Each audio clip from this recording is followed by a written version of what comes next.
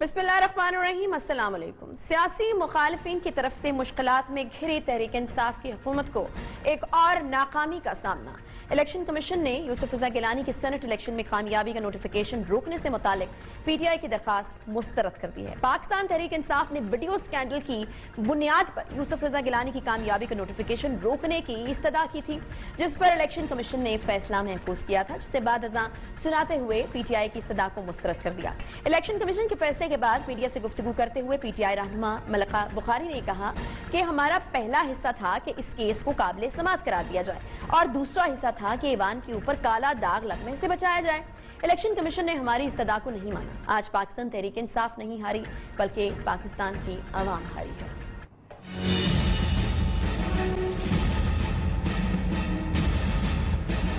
यूसुफ रजा गिलानी के कामयाबी का नोटिफिकेशन नहीं होगा, ये 22 करोड़ अवाम और जमहूरियत की नाकामी का नोटिफिकेशन होगा।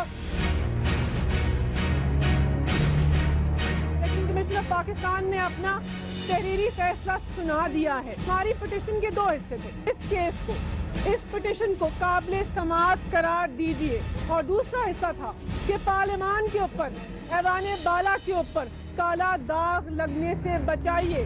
पाकिस्तान की आवाम ये इस्तदा हारे हैं, पाकिस्तान तहरीक इंसाफ नहीं हारे, बिकॉज ये जो ऐवान बाला है ये आवाम की रहनुमाई करता है। हमारी यूसुफ रजा की नाअहली की दरख्वास्त को इलेक्शन कमीशन ने काबिले समाअत करार दे दिया है। ये हमारी पहली सतह के ऊपर एक पहली जीत है। फारूक हबीब ने कहा कि इलेक्शन कमीशन ने तमाम तर वीडियोस देखी और हमारे सबूत में जान है। इलेक्शन कमीशन तस्लीम कर रहा है, इसी बुनियाद को उनको नोटिस जारी किए गए हैं। जमीरों के सौदे करके यूसुफ रजा गिलानी सेनेटर बने हैं। इससे कबल दौरान समाअत इलेक्शन कमीशन ने कहा कि ऑडियो वीडियो टेप की सदाकत देखनी होती है। हम किसी एमएनए और एमपीए को नहीं जानते। मरकजी मुजरिम वो हैं जो कि मुस्तफीद हो रहे हैं। चाहते हैं कि आप उन अफराद का भी हमें बता दें ताकि हम उन्हें यहाँ लाएं। ये जमहूरियत का हुस्न है, इसलिए वोट को खुफिया रखा गया है। इस पर पीटीआई के वकील ने कहा कि इस हुस्न ने हमें इतना तंग किया कि आज हम यहाँ आ रहे हैं। इस मौके पर इलेक्शन कमीशन में वीडियो बनाने वाले शख्स का हल्फनामा भी पेश किया गया, जबकि इलेक्शन कमीशन ने यूसुफ रजा गिलानी की नाअहली के लिए पीटीआई की दरखास्त को 22 मार्च को समाअत के लिए मुकर्रर करते हुए फरीकैन को नोटिस जारी कर दिए। यूसुफ रजा गिलानी की कामयाबी का नोटिफिकेशन तो न रुक सका, मगर क्या पीटीआई नाअहली केस में अपने 16 एमएनएस की कुर्बानी देकर यूसुफ रजा गिलानी को नाअहल करवाने की हिम्मत करेगी? दूसरी तरफ आज इलेक्शन कमीशन ने 48 सेनेटर्स की कामयाबी का नोटिस जारी कर दिया है। हुकूमत और अपोजिशन अपने अपने उम्मीदवारों के लिए मुखालिफिन से भी राब्ते कर रही है।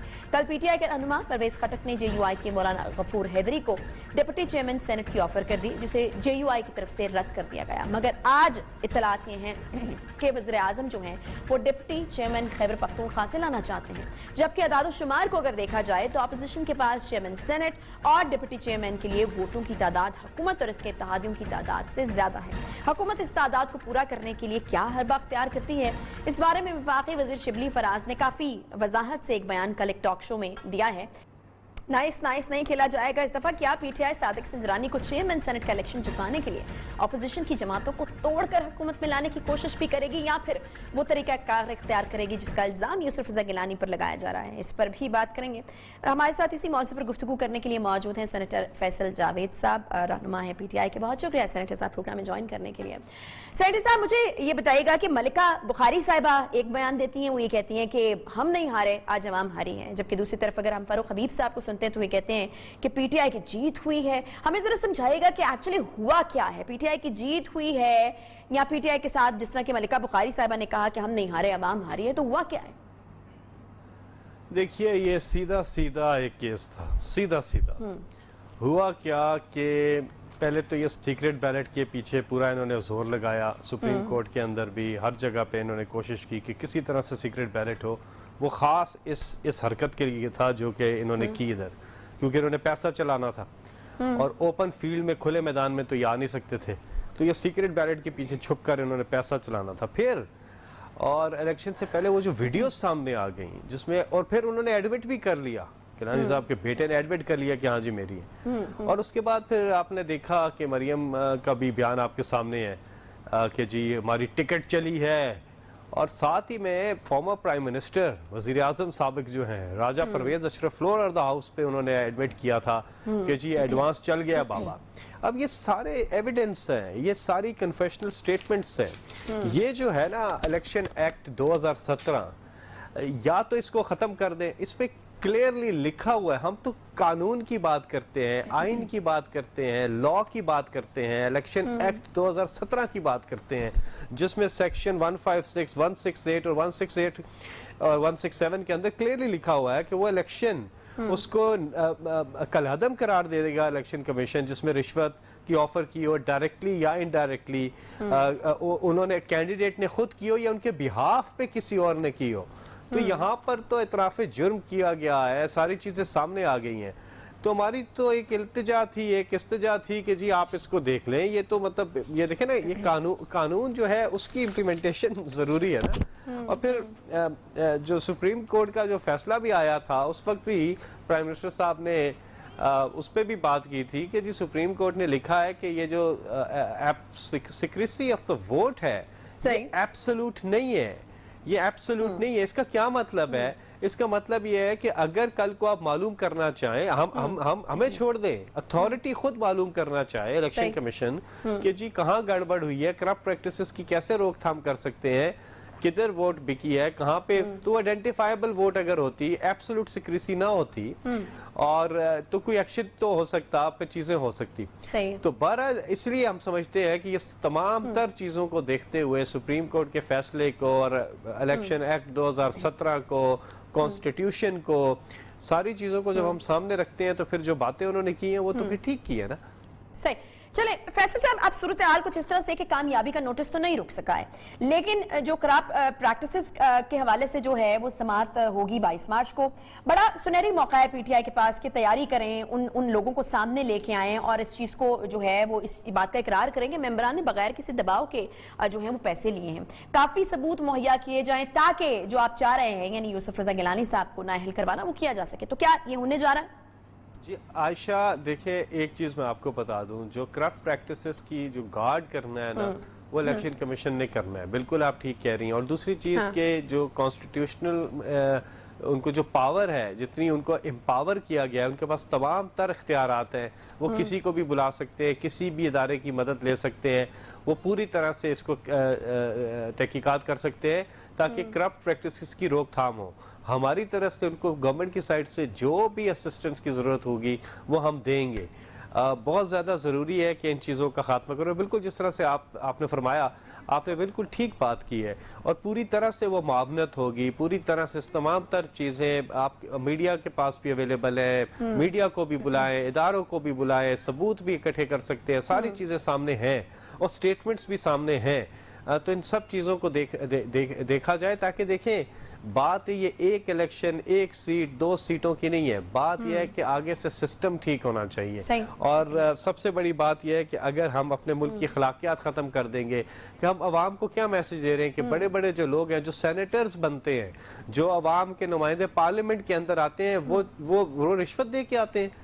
اگر یہ سلسلہ ہوگا تو پھر تو ہماری سوسائٹی اس کے لیے تو پھر پہلا قدم میرا خیال ہے فیصل صاحب آپ لوگوں کو اٹھانا پڑے گا, کیونکہ ایک رائے یہ بھی ہے کہ پی ٹی آئی کے جو اراکین کہ یوسف رضا گیلانی کو ووٹ ڈالنے کے معاملے پر تحریک انصاف جو ہے وہ کوئی ٹھوس پوزیشن لینے سے شاید اس لیے بھی ہچکچاہٹ کا یا ہیزیٹیشن کا شکار ہے, بیکاز اگر آپ ان کے خلاف کوئی ایکشن لیں گے تو پھر آپ لوگ خود بھی مشکل میں جو ہے وہ حکومت خود بھی مشکل میں آ جاتی ہے اگر ان 16 ایم این ایز کے خلاف کوئی کارروائی انیشیٹ کرتے ہیں آپ لوگ. دیکھیے بات سنیں, 16 ایم این ایز جو ہیں ان کے خلاف کارروائی تو فوری طور پہ ہونی چاہیے, لیکن کیا مسئلہ آ رہا ہے؟ مسئلہ یہ آ رہا ہے کہ ہم کہتے رہے آئیڈینٹیفائبل ووٹ کر دیں. اگر آج آئیڈینٹیفائبل ووٹ ہوتا تو اس میں مشکلات نہ آتی. آپ ٹھیک کہہ رہی ہیں, اس میں مشکلات ہیں. آئیڈینٹیفائی کیسے کریں ان کو؟ ہمیں کیا پتا کس نے کدھر کیسے ووٹ ضائع کیا, جنہوں نے وہ کیا, ہمیں تو نہیں پتا. اب ان کے نام ہم کیسے معلوم کریں؟ بڑا مشکل ہے, یہ بہت زیادہ مشکل معلوم کر لیں, لیکن یہ بہت ہی آسان ہو جاتا ہے. فیصل صاحب, وزیر اعظم نے یہ کہا تھا نا کہ الیکشن کمیشن جو ہے وہ ایجنسیوں سے بریفنگ لے لے, تو ایجنسیوں سے بریفنگ آپ لوگ لے لیں. آپ کو چاہیے تھا کہ آپ ایجنسیوں سے وہ بریفنگ لیتے, ان کے نام سامنے لے کے آتے, پھر ان کے خلاف کارروائی کرتے ہیں. آپ نے تو الٹا ان سے ووٹ لے لیے. بس بات یہ ہے کہ ہمارا آئین کیا کہتا ہے. آئین کہتا ہے کہ یہ جو الیکشن کی, آج ہائی کورٹ نے کیا کہا, اور کہ الیکشن کمیشن چاہے, الیکشن کمیشن کی یہ ذمہ داری ہے اور آئین ان کو اجازت دیتا ہے کہ انہوں نے کرنا ہے. ایجنسیوں کی ہیلپ لیں, بندوں کی تشخیص کریں, ہمیں بتائیں وہ کون لوگ ہیں, کر کے بتائیں, ہم تو ایکشن لیں گے. لیکن یہ کام ایک اتھارٹی بنی ہوئی ہے عائشہ, پوری ایک اتھارٹی بنی ہوئی ہے جس کا یہ کام ہے. ماضی کی طرح یہ نہیں ہے کہ ہم نے اداروں کو, الیکشن کمیشن کو جو ہے وہ اپنے اس میں کیا ہوا ہے. آزاد ہیں ادارے اور اپنا کام کر سکتے ہیں. وہ کام کر کے, تحقیقات کر کے, کرپٹ پریکٹسز کی روک تھام کے لیے بتائیں. تو یہ ان کی ذمہ داری ہے عائشہ, یہ تو ان کی ذمہ داری ہے. تو آپ کی کیا ذمہ داری ہے فیصل صاحب کہ آپ لوگ نے جو ہے وہ الیکشن جیتنا ہے کسی بھی قیمت پر؟ شبلی فراز صاحب کو میں بالکل کوٹ کر رہی ہوں کیونکہ ان کا ایک بیان جو ہے وہ اس وقت ہر جگہ پر میڈیا میں کوٹ کیا جا رہا ہے. وہ یہ کہتے ہیں جی ہر حربہ استعمال کیا جائے گا. ہو سکتا ہے کہ ایسا تو نہیں ہو سکتا کہ اپوزیشن جو ہے وہ تو بال ہاتھ سے بھی روکنے کی اس کو اجازت ہو, لیکن ہم جو ہمارے جو ہے وہ ہاتھ باندھ دیے جائیں. تو کس طرف اشارہ ہے؟ کیا سیاست سمجھ آ گئی ہے آپ کو؟ اب کچھ بھی ہر چیز جائز ہے سیاست میں. اشارہ ایک ہی طرف ہے, وہ حربہ ہے پی آر کا حربہ. صادق سنجرانی کے حوالے سے انہوں نے بات کی نا. صادق سنجرانی نے جس طرح سے 3 سال سینٹ چلایا ہے نا, تو وہ سارے ہی اراکین ان سے بہت خوش ہیں, اور تمام اراکین کا ان پر پرزور ان کے ساتھ ہے. اور یہ ہاؤس کا معاملہ ہے, اور ہاؤس کے جو بیشتر اراکین ہیں وہ یہ سمجھتے ہیں کہ صادق سنجرانی نے بہت ہی احسن انداز میں, چاہے وہ اپوزیشن سے ہو چاہے وہ گورنمنٹ سے ہو, وہ سمجھتے ہیں احسن انداز میں چلایا ہے. تو وہ ہر حربہ سے متعلق یہ ہے کہ پورا پی آر, اپنی پوری لابینگ جو ہوتی ہے, جو آپ مختلف پولیٹیکل پارٹیز کے لوگ ہیں یا آزاد امیدوار ہیں, ان سے آپ جاتے ہیں, آپ ووٹ مانگتے ہیں, اور وہ اوپنلی ہم تو کہتے ہیں یہ الیکشن بھی اوپن ہو, صادق سنجرانی یہ والا چیئرمین سینٹ کا بھی الیکشن اوپن ہو, تاکہ جس نے جدھر ووٹ دینا ہے بتا کے دے, بھائی میں صادق سنجرانی کو دے رہا ہوں اس لیے دے رہا ہوں کہ یہ ہے. باقی میرا خیال ہے کہ شبلی فراز صاحب کا قطعاً یہ مطلب نہیں ہے کہ وہ ہم بھی وہی کریں گے جو وہ کرتے ہیں, کہ وہ پیسہ چلاتے ہیں اور ہم بھی چلائیں گے. میرا نہیں خیال کہ ان کا یہ مطلب ہے. ان کا یہ مطلب ہے کہ جی انہوں نے تو یہ کہا تھا کہ ہر حربہ جو ہے وہ یہ الیکشن جیتنے کے لیے استعمال کریں گے. اچھا فیصل صاحب مجھے بتائے گا کہ کل پرویز خٹک جو ہیں وہ عبدالغفور حیدری صاحب کو ڈپٹی چیئرمین سینٹ کے لیے جو ہے وہ نامنیٹ کرنے کی بات کر رہے تھے. خیر اس کے بعد اس کو ڈینائی تو کر دیا آپ لوگوں نے, لیکن اس کے بعد آج خبر آئی جی کہ کے پی سے وزیر اعظم صاحب جو ہیں کو ڈپٹی چیئرمین لانا چاہ رہے ہیں سینٹ کا. کیا کنفیوژن کیا ہے, کیوں ابھی تک فیصلہ نہیں ہو پایا؟ لگ رہا ہے کہ جس طرح حکومت کے پاس آپشنز کم ہیں, کہیں ایسا تو نہیں کہ چیئرمین سینٹ بھی جو ہے وہ آج سے چلا جائے اور ڈپٹی چیئرمین کی جو سیٹ ہے وہ بھی آپ لوگوں کے ہاتھ سے چلی جائے؟ یہ تو اب تک فیصلہ ہو چکا ہونا چاہیے تھا. دیکھیے کل جب یہ اسٹیٹمنٹ پرویز خٹک صاحب جب وہ چل کے بات کر رہے تھے تو میری ان سے ملاقات ہوئی تھی, پرویز خٹک صاحب سے ہماری میٹنگ تھی, تو وہاں پہ ہماری ملاقات ہوئی تھی. تو میں نے پوچھا, میں نے کہا یہ, تو وہ کہہ رہے تھے کہ نہیں میں تو وہ دیکھیں نا اب وہ چل رہے ہیں, جا رہے ہیں سینٹ میں, جب ملاقاتیں چل رہی ہیں, تو انہوں نے یہ بات مذاق میں کر دی تھی کہ جی ہمارے, وہ ایک ٹونٹ کرنا نہیں ہوتا, وہ ٹونٹ انہوں نے ایک قسم کا کیا تھا, اور اسی پیرائے میں ان کا وہ کلپ بھی موجود ہے. لیکن ہم قطعاً بھی ظاہر ہے ہم کیسے کر سکتے ہیں, مولانا فضل الرحمان جو کہ پی ڈی ایم کے انچارج ہیں, وہ صدر ہیں, تو پی ڈی ایم نے اپنا امیدوار لایا یوسف رضا گیلانی کو, تو ہم پی ڈی ایم کے ہی امیدوار تو نہیں لائیں گے. تو ہم اپنا پوری کوشش کریں گے کہ ہم چیئرمین کا الیکشن بھی جیتے اور ڈیپٹی چیئرمین کا بھی الیکشن جیتے, اور اس کے لیے ہم ابھی امیدوار فائنل ہو جائے گا, لیکن کوشش یہی ہوگی کہ وہ پی ٹی آئی سے ہو, کوشش یہی ہوگی. لیکن اتحادیوں سے مشاورت چل رہی ہے اس پہ, اور ظاہر ہے ہمارے اتحادی بھی ہمیں بڑے عزیز ہیں, اور یہ حکومت ایک مخلوط حکومت ہے, اس میں اتحادی اور ہم ساتھ چلتے ہیں, اور ساتھ چلنا بھی ہے. تو بڑے اور بھی چیزیں ہیں جو کہ مل کے ہم نے آگے کرنی ہے, صرف ایک یہی چیز نہیں ہے. لیکن امید یہی ہے کہ ہم مشاورت کے ساتھ ایک متفقہ کینڈیڈیٹ ہونا ضروری ہے. وہ اس لیے کیونکہ in the end of the day آپ کو الیکشن جیتنا ہے, اور الیکشن جیتنے کے لیے ضروری ہے کہ آپ مشاورت کے ساتھ لائیں. کہیں یہ نہ ہو کہ آپ ایسا کینڈیڈیٹ آ جائے جو کہ مطلب جس پہ ریزرویشنز ہوں, تو پھر بات جو ہے وہ اس کا فائدہ ہوگا نا, اپوزیشن کو فائدہ ہوگا اس کا.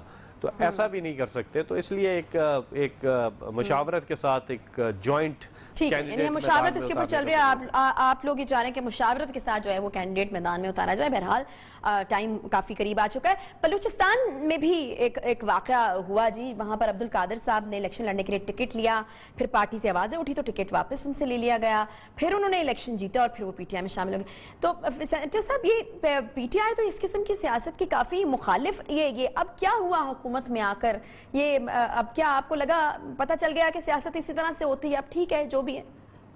یہ بات یہ اچھی بات ہے کہ پی ٹی آئی کی ہر چیز کو بہت ہی باریک بینی سے دیکھا جاتا ہے اور دیکھا جانا چاہیے بھی. جہاں تک عبد القادر صاحب کا معاملہ ہے وہ بالکل جب ان کو ٹکٹ کی بات چل رہی تھی اور تو ہماری پارٹی کے اندر سے مختلف اس میں ریزرویشنز آئیں سامنے. کچھ لوگ ہیں جو کہ عبد القادر صاحب کے حق میں بھی تھے, کچھ لوگ ہیں جو کہ ان کے خلاف تھے, اور وہ عبد القادر صاحب نے بھی اس میں اپنا ورژن دیا کہ کون خلاف تھا اور کس وجہ سے خلاف تھا. اس کے بعد یہ ہوا ان کو ٹکٹ نہیں ملی. جن کو ٹکٹ ملی ان کے خلاف بھی پھر کچھ دھڑے اٹھ کے پارٹی کے اندر سے, تو پھر ان سے وڈرا کرایا گیا اور انہوں نے پھر آزاد حیثیت سے الیکشن لڑی اور بعد میں تحریک انصاف جوائن کر لی ہے. اس طرح گلگت بلتستان کے الیکشن میں بھی کچھ لوگ ہیں جن کو ٹکٹ نہیں ملی تھی اور انہوں نے پھر آزاد حیثیت سے الیکشن لڑا اور ثابت کیا کہ وہ مطلب جیت سکتے ہیں اور جیت کے دکھایا. بعد میں وہ پی ٹی آئی میں آ گئے. تو یہ تو ہوتا ہے سیاست میں کہ آپ بعض اوقات آپ کو ٹکٹ نہیں ملتی تو آپ سمجھتے ہیں کہ یار میں تو بہت ہی اچھا کینڈیڈیٹ تھا, مجھے ٹکٹ ملنی چاہیے, چلو میں ثابت کرتا ہوں, جیت کے دکھاتا ہوں, شاید بعد میں مجھے یہ لے لے پارٹی میں. تو اسی طرح عبد القادر نے بھی کیا. ٹھیک ہے, بہت شکریہ سینیٹر فیصل جاوید صاحب ہمارے ساتھ موجود تھے, رہنما پی ٹی آئی. ایک چھوٹا سا ہم یہاں پر بریک لیں گے. بریک کے بعد جب واپس آئیں گے تو ہمارے ساتھ شیلا رضا صاحبہ پیپلز پارٹی سے ہمیں جوائن کریں گی. وہاں سے بھی موقف لینا بہت ضروری, کیونکہ گیلانی صاحب جن کا تعلق پیپلز پارٹی سے مشترکہ کینڈیڈیٹ ہیں پی ڈی ایم کی طرف سے, اور زرداری صاحب کو تو ویسے ہی بھاری مانا جاتا ہے جب سینٹ الیکشن کی بات آئے. تو ایک چھوٹا سا بریک کے بعد واپس آتے ہیں, ساتھ رہیے.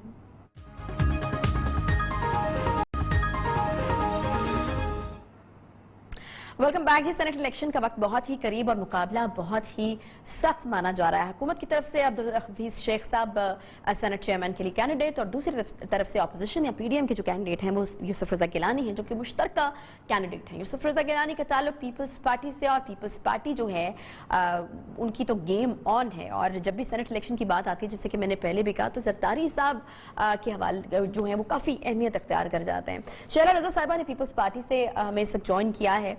بہت شکریہ شیلا صاحبہ پروگرام میں جوائن کرنے کے لیے. آج یوسف رضا گیلانی صاحب کی کامیابی کا نوٹیفیکیشن جاری ہوا, جس کے لیے سب سے پہلے تو آپ کو مبارکباد. پی ڈی ایم کے متفقہ یا مشترکہ امیدوار ہیں وہ. مجھے یہ بتائے گا کہ ابھی کیا سمجھ رہے ہیں, یا کیا آپ کے جو داد و شمار ہیں وہ کہتے ہیں کہ جیت کے لیے نمبر کیا ہے آپ کے پاس, کیونکہ ادھر سے ادھر آفرز ہو رہی ہیں, ادھر سے ادھر آفرز ہو رہی ہیں, اور پھر کہا جا رہا ہے کہ شاید آخر میں جا کر جو ہے وہ نیک ٹو نیک ایک مقابلہ ہو اور شاید 1-2 ووٹوں کا جو ہے وہ فرق رہ جائے. تو کیا ہوپس ہیں شیلا صاحبہ؟ اب جیسے جیسے وقت پاس آ رہا ہے اور کیونکہ میں ایک ورکر ہوں جس کی حیثیت ایک سولجر کی ہوتی ہے, تو میں تو یہی سمجھتی ہوں کہ جی میری پارٹی جیتے گی, ہمارا کینڈیڈیٹ جیتے گا.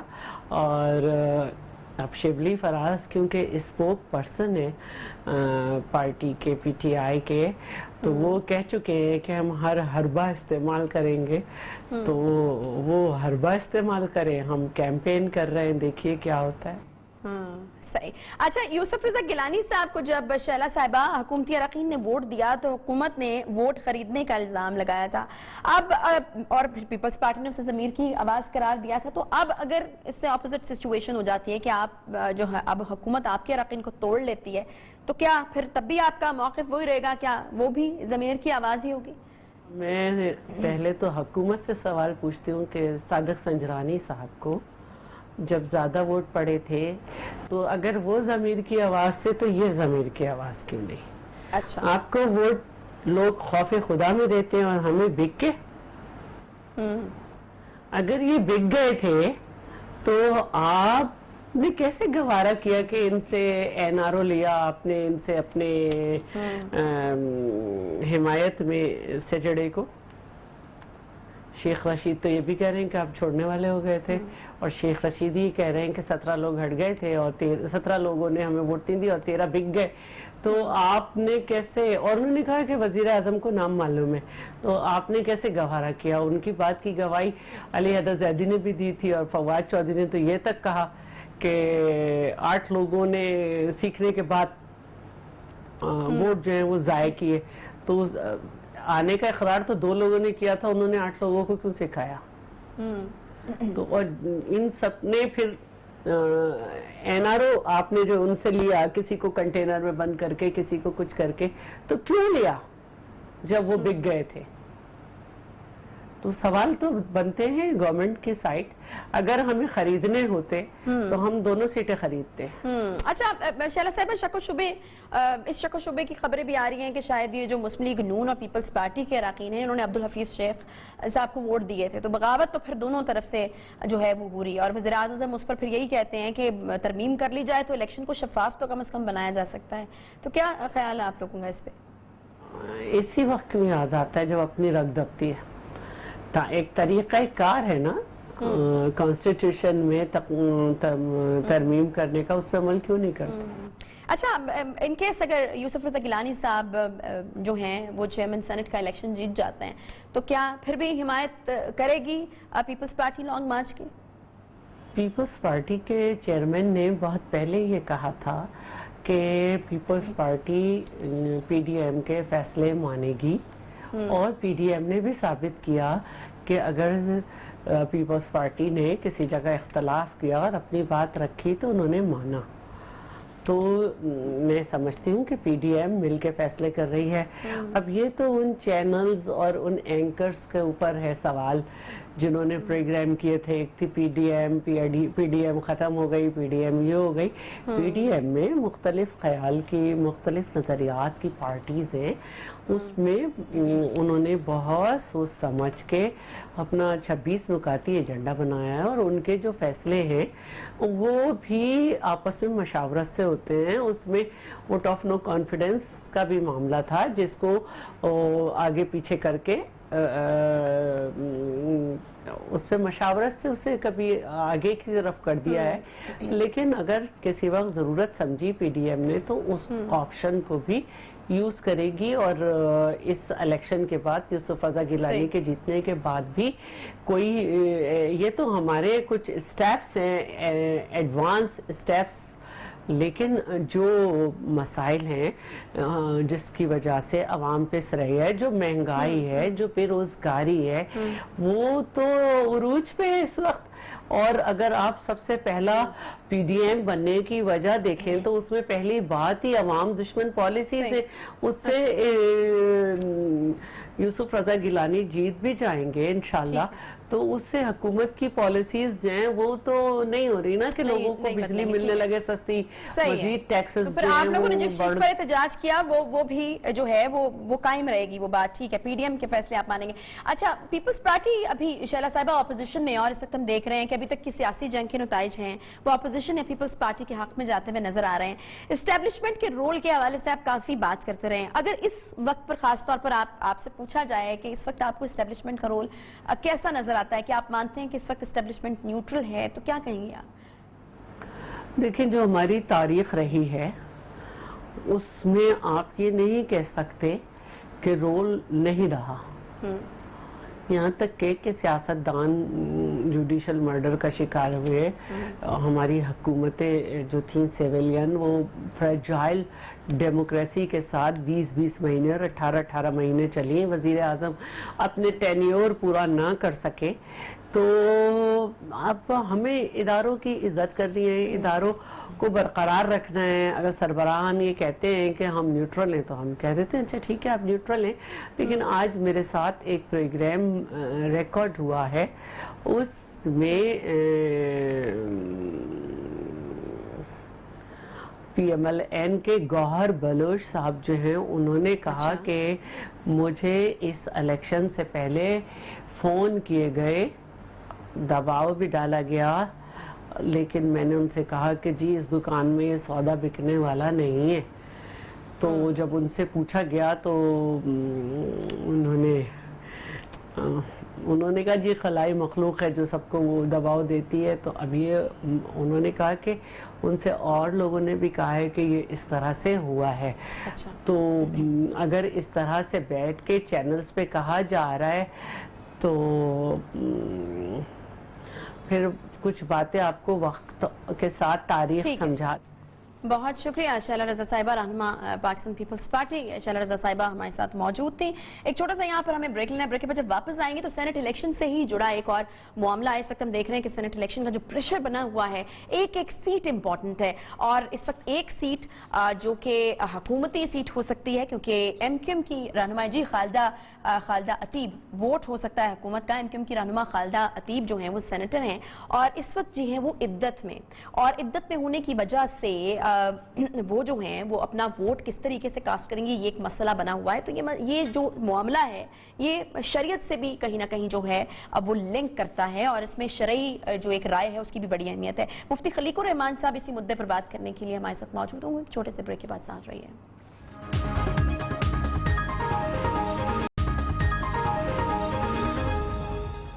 Welcome back. सेनेट इलेक्शन का वक्त करीब आ गया है। चेयरमैन सेनेट के ओहदे के लिए इंतखाब 12 मार्च को होगा, जिसमें एक एक वोट की अहमियत बहुत बढ़ चुकी है। पीटीआई हुकूमत सेनेट में अक्सरियत हासिल करने के लिए इत्तेहाद के अलावा अपोजिशन में शामिल जमातों से भी राब्ते में है। 2021 में सेनेट इंतखाबात में अपोजिशन और पीटीआई के दरमियान मुकाबले में हुकूमत और इत्तेहादी 48 सीटों में से 28 नशस्तें जीतने में कामयाब हुए, जबकि 20 नशस्तें अपोजिशन और पीडीएम के हिस्से में आईं। सेनेट में हुकूमत और इत्तेहादियों के पास मजमूई तौर पर 48 सीटें हैं, जबकि अपोजिशन के पास 52 सेनेटर्स मौजूद हैं। बज़ाहिर हुकूमत को चेयरमैन सेनेट के इलेक्शन के लिए अपोजिशन के खिलाफ बरतरी हासिल होती नजर नहीं आ रही, बल्कि हुकूमत के इत्तेहादियों के वोट भी कम होते हुए नजर आ रहे हैं। हुकूमती इत्तेहादी एमक्यूएम के सेनेट में कुल अराकीन की तादाद 3 है। 3 मार्च को होने वाले इंतखाबात में एमक्यूएम की रहनुमा खालिदा अतीब ने हासिल की। तकरीबन 2.5 महीने कबल शौहर के इंतकाल के बाद एमक्यूएम की रहनुमा खालिदा अतीब इद्दत में हैं। मुत्तहदा कौमी मूवमेंट पाकिस्तान ने अपनी जमात की नौमुंतखब खातून सेनेटर खालिदा अतीब से राब्ता किया है और इन्हें इद्दत से उठने के लिए फतवा लेने का मशवरा दे दिया है। मुत्तहदा कौमी मूवमेंट पाकिस्तान के कन्वीनर खालिद मकबूल सदीकी की हिदायत पर किश्वर ज़हरा ने खालिदा अतीब से राब्ता किया और इन्हें यह मशवरा दिया कि चेयरमैन सेनेट के इंतखाबात में शामिल होने के लिए इद्दत खत्म करने के लिए फतवा ले लें और इसकी गुंजाइश निकाल लें। इस पर खालिदा अतीब ने जामिया बनूरिया और दारुल उलूम देवबंद से फतवा हासिल करने के लिए राब्ता कर लिया है। खालिदा अतीब का कहना है कि उन्हें इद्दत खत्म करने के हवाले से पार्टी की जानिब से कोई दबाव नहीं है, मगर क्या इंतखाबात में वोट डालने के लिए इद्दत जल्द खत्म की जा सकती है? उलमाए दीन इस हवाले से क्या कहते हैं, इसी पर बात करेंगे। और बात करने के लिए हमारे साथ स्टूडियोज में तशरीफ रखते हैं मुफ्ती खलीकुर रहमान साहब। बहुत शुक्रिया मुफ्ती डॉक्टर खलीकुर रहमान साहब। मुफ्ती साहब, मुझे ये बताइएगा, सबसे पहला सवाल तो इस सिचुएशन में यही है कि एक बार ये क्लियर हो जाए कि एक औरत के शौहर का जब इंतकाल हो जाए तो क्या जो मुकर्ररा मुद्दत है, कितने अरसे के लिए जो है वो इद्दत का पीरियड है और इसकी शराइत क्या होती है? बिस्मिल्लाहिर्रहमानिर्रहीम। आयशा बहन, बात यह है कि जिस खातून का शौहर फौत हो जाए तो जो उसकी इद्दत होती है उसे इद्दत वफ़ात कहते हैं। ठीक है, तो कुरान करीम आम हालात में उसके लिए जो इद्दत मुकर्रर करता है वो 4 अशहुर व 10, 4 महीने 10 दिन। अच्छा, ठीक है, और ये 4 महीने 10 दिन कमरी हवाले से होंगे। ठीक है, ठीक है, और 4 महीने 10 दिन इस तरह शुमार होंगे। मिसाल के तौर पर अगर किसी की वफ़ात होती है किसी के शौहर की 1 रमज़ान को, तो फिर 4 महीने चाहे 29 दिन के हों, 30 दिन के हों, जो भी हो, 4 महीने 10 दिन पूरे करने होंगे। अगर वो यकम पे वफ़ात नहीं होती, दरमियान में किसी वक्त वफ़ात होती है, 10 को, 15 को, 20 को, तो फिर जो दिन पूरे 30 के हवाले से दिन पूरे करने होंगे, तो 4 महीने 4 0 0 4 3 12 120 दिन, 120 दिन 10 130 मुद्दत तो आ गई हमारे पास मुफ्ती साहब। अब इसकी शराइत क्या है? शराइत ये है कि ये जो इद्दत होती है ना, ये दरअसल सोग भी होता है।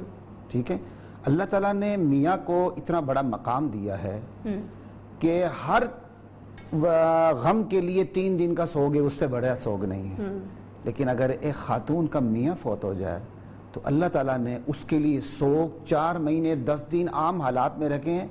हाँ, अगर वो प्रेग्नेंट है तो फिर जैसे ही प्रेगनेंसी खत्म होगी तो इद्दत खत्म होगी, चाहे वो 1 दिन में खत्म हो, चाहे वो 2 साल में खत्म हो। अच्छा, ठीक है, ये अल्लाह ताला ने शौहर को एक मकाम दिया।